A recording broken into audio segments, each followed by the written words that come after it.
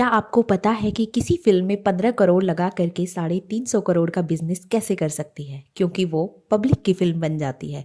चाहे वो कश्मीर फाइल्स हो, द केरला स्टोरी हो या फिर अभी हाल ही में आई मूवी आर्टिकल 370 हो, जिसने पहले ही दिन 8 करोड़ का बिजनेस करके बॉलीवुड की नींद उड़ा दी है।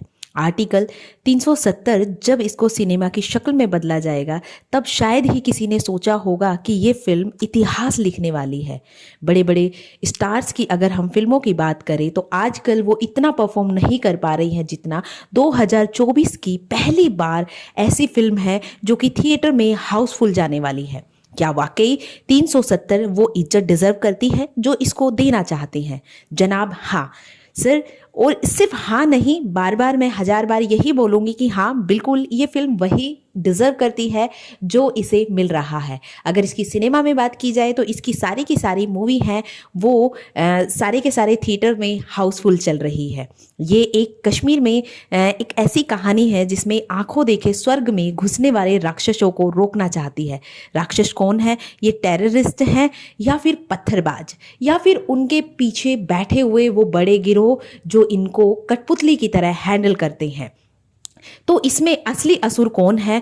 हम सबके बीच में बैठे हुए ही वो नेता जो कि पूरे के पूरे इन सब लोगों को हैंडल करते हैं। देवी देवता या असुरों को मारने के लिए जैसे मंत्र या यंत्र का सहारा लेते थे, हमारे पास ताकत है कॉन्स्टिट्यूशन की, संविधान की। लेकिन कहानी में ट्विस्ट ये है कि कानून तो है लेकिन इन असुरों को मारने के लिए नहीं बल्कि उनको बचाने के लिए बनाया गया है। मतलब देवताओं की हार पक्की है। आपको अभी हाल ही में आई मूवी रक्त बीज के बारे में पता है? चलिए, उसके बारे में आपने देखा था कि एक राक्षस जिसको खुद देवताओं ने वरदान दिया था और उसने इतना उधम मचाया कि भगवान उसको मारने पे मजबूर हो गए, लेकिन उसके खून की एक बूंद जहां पर गिरी वहीं से ही एक और रक्त बीज राक्षस पैदा हो गया। इसी प्रकार से इस कहानी में भी दिखाया गया है कि जिस तरीके से एक आतंकी को मारने की कोशिश की जाती है, उसी प्रकार हजारों पैदा हो जाते हैं।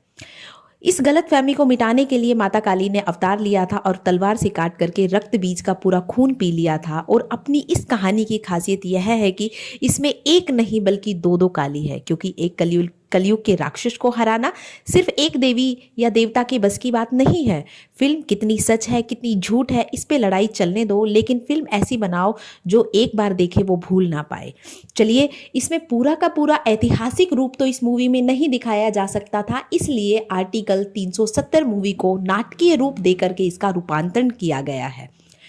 इस मूवी को देख करके बच्चों को भी पता चल जाएगा कि इस मूवी की क्या ताकत है। फिल्म की सिनेमा ऐसा बनाया है जिससे कि बच्चों से लेकर बूढ़ों तक हर कोई इसे आसान भाषा में समझ सकता है। चाहे दूसरों को समझाना हो तो भी वो आर्टिकल 370 को बड़ी आसानी से इस फिल्म की शक्ल दे करके इसे समझाना आसान हो गया है।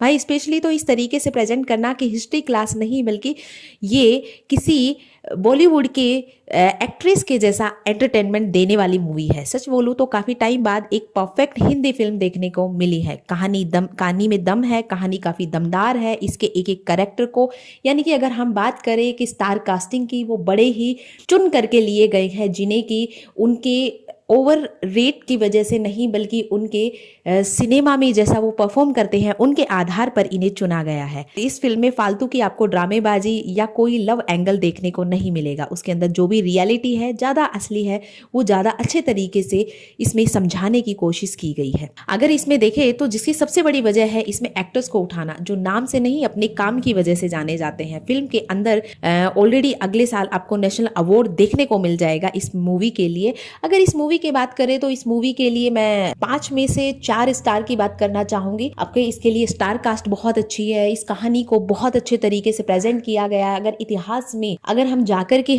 इसको आर्टिकल 370 को जिन्हें नहीं भी पता है, अगर वो भी इसे देख करके समझना चाहेंगे तो वो बड़े आसानी से इस फिल्म को देख करके समझ सकते हैं।